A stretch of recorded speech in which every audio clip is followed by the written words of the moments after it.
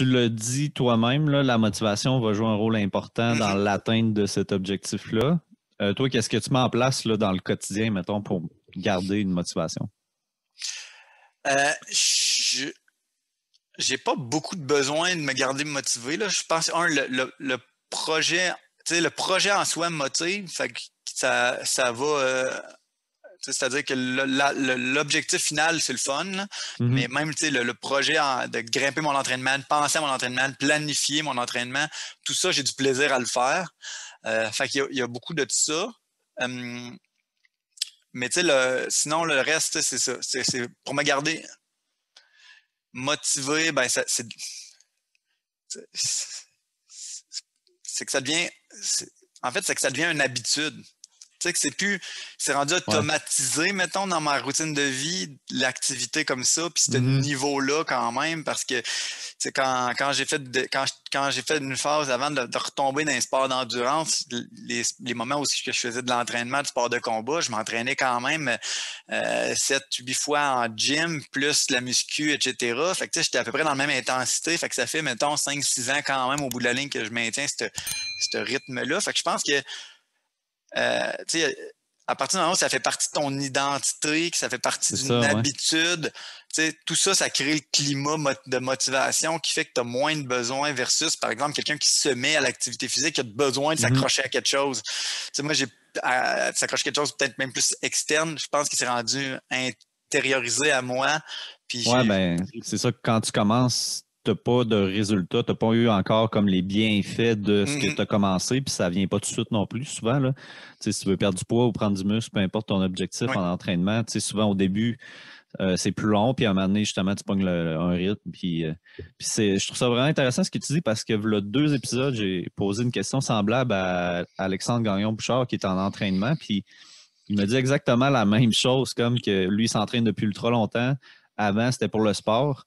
Mais là, il n'y a plus tant d'objectifs sportifs, mais pour lui, c'est pas difficile de se motiver à s'entraîner, c'est juste intégrer à ce qui est. En plus, il est kinésiologue, fait que ça fait partie de son identité. Fait que je pourrais mettre, je pense, les 2 extraits back-à-back, là, puis ça serait très semblable comme réponse. Il y a un des modèles avec lesquels je vais probablement travailler dans ma nouvelle thèse, si on veut, puis c'est justement associé à l'activité physique. Puis il y a différents outcomes de base, mais là, c'est un peu un triangle où tu as l'adoption d'un comportement, la transformation à l'action, puis en haut de la pyramide, c'est maintien. Puis lui, quand il a pris plein d'études qui ont été faites dans des modèles de changement de comportement en activité physique, il y a 2 points qu'il a mis comme en haut, puis c'est justement ces 2-là. C'est le moment où l'activité physique est devenue une habitude puis une identité. Tout d'un coup, tu as pas mal moins de besoin de ce qui est en bas de la pyramide. Parce qu'au début, au début, il faut que tu mesures. Souvent, ils vont mesurer un jugement affectif. Est-ce que tu aimes ça, tu n'aimes pas ça? Bon, ça, c'est des choses de base à mettre en place. C'est quoi les attentes? Tes attentes envers ton attente, tu disais, mon attente, c'est de perdre du poids. Ça, c'est une attente plus instrumentale versus une attente plus je veux avoir du plaisir. Une attente plus affective. Bon, il mesure différentes choses dans le modèle. Au milieu, tu as tous les comportements d'autorégulation qui, le feedback que tu vas avoir, le mettre dans la planification, le monitoring, surveiller ce que tu fais, ta progression et compagnie. Puis en haut, c'est ça. En haut, il y a ces 2 points-là. Fait que je pense qu'au-delà de moi qui le dit, lui, la façon qu'il a fait, c'est qu'il a relevé tous les modèles qui existent depuis longtemps qu'on voit. Qu'est-ce qui ressortait? Puis ces 2 points-là là, sont assez centrales. Fait qu'à un moment donné, bien que c'est une habitude, fait que ça devient automatique. Dans le fond, tu n'as plus un processus de réflexion envers ton activité. Elle se fait. Puis en même temps, c'est que ça devient toi, l'activité physique. Fait que tu n'as plus de besoin non plus de. T'as plus besoin ça va être le fun ou pas le fun. Tu le sais qu'il y a des journées que ça sera pas le fun, mais ça fait partie de ça. Ouais. Fait que même la science, tranquillement, les modèles, en tout cas, du moins, qui ont été développés dans les 30 dernières années, tendent vers ça. Fait que. OK. Je connaissais pas le modèle. C'est il s'appelle MPAC. Multi-Phase Action Control. Fait que c'est basé sur des Action Control. Fait que c'est proche des théories de la.